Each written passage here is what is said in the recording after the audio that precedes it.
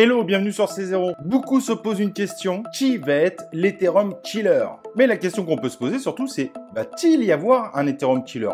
Et c'est ce qu'on va voir évidemment dans cette vidéo. Let's go! Alors la question du jour est assez claire, est-ce qu'il y aura un Ethereum Killer et si oui, lequel? Et c'est une question en réalité qui est récurrente parce que ça fait des années qu'on entend cette question. Et il est vrai que le nombre de prétendants augmente au fur et à mesure avec des projets réellement sérieux. Est-ce que Matic, Solana, Cardano par exemple peuvent détrôner Ethereum?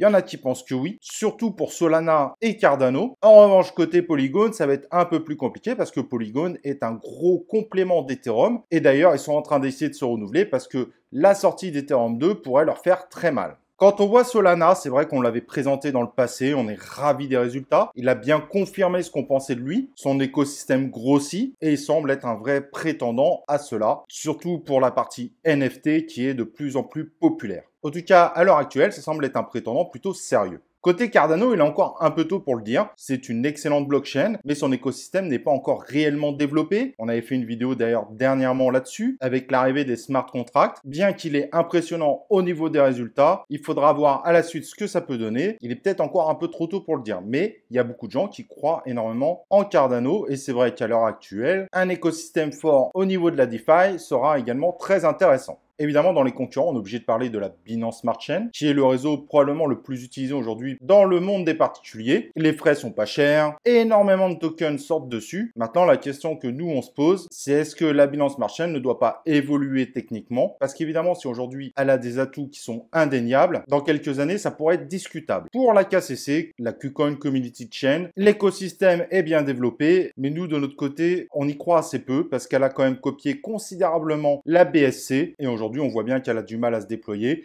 Beaucoup de scams, un écosystème qui reste assez faible au final. Alors, c'est tout récent, il faudra voir à la suite, bien évidemment. Mais aujourd'hui, elle n'a pas du tout, a priori, les arguments pour devenir un Ethereum killer. Bien évidemment, on pourra revoir les arguments d'ici 5 ans. Mais là, c'est vrai que dans les 5 prochaines années, on a du mal à y croire. Une blockchain qui est encore peu connue, qui pourtant a de sacrés arguments, c'est Wax, qui a pourtant des partenaires intéressants, dont dans le gaming, et pas que le crypto gaming, c'est ça qui est intéressant, qui se veut beaucoup plus écologique globalement, donc qui a vraiment des gros arguments pour exploser dans les années qui suivent. Son positionnement actuel nous étonne. Je ne serais pas surpris de la voir très prochainement arriver dans le top 100 des crypto-monnaies. Après, évidemment, il y en a d'autres, il y a Casper Lab, etc., etc. Et donc, pour répondre à la question, dans les prochaines années, je ne crois absolument pas à un Ethereum killer et je vais vous expliquer pourquoi. Cependant, si vous avez un avis différent, n'hésitez pas à le dire en commentaire.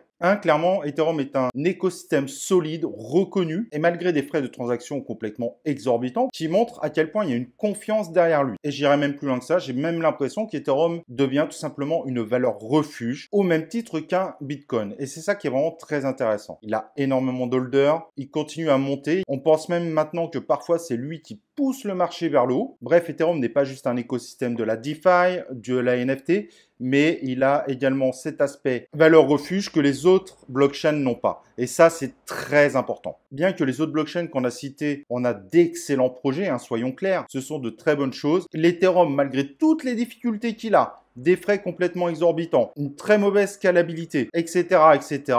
Quand on va avoir la mise à jour en décembre, puis Ethereum 2 en 2022, on va se retrouver avec des frais minuscules, avec une blockchain un peu plus écologique. Et donc là, vu qu'il continue à garder sa seconde place, voir Ethereum se faire détrôner en 2022-2023 me paraît complètement surréaliste. Ethereum est devenu une valeur forte, une valeur sûre. Les mises à jour, bien qu'elles se fassent attendre, arriveront, donc améliorera considérablement l'écosystème Ethereum. Donc il y aura peut-être un jour un Ethereum killer, mais il y a peu de chances que ça soit dans les 2-3 années à venir. Cependant, il y aura une vraie place pour les autres blockchains qui vont continuer à évoluer, à grossir. On sait pertinemment que dans le monde des crypto-monnaies, il y aura de plus en plus d'utilisateurs. Donc si à l'avenir, il y aura un combat entre les blockchains, ce sera plutôt entre ADA, Solana, Binance et peut-être Wax, mais qui aujourd'hui est encore très loin, mais qui du coup a une capacité d'évolution assez incroyable. Allez, un petit like et on se retrouve dans une prochaine vidéo de C0.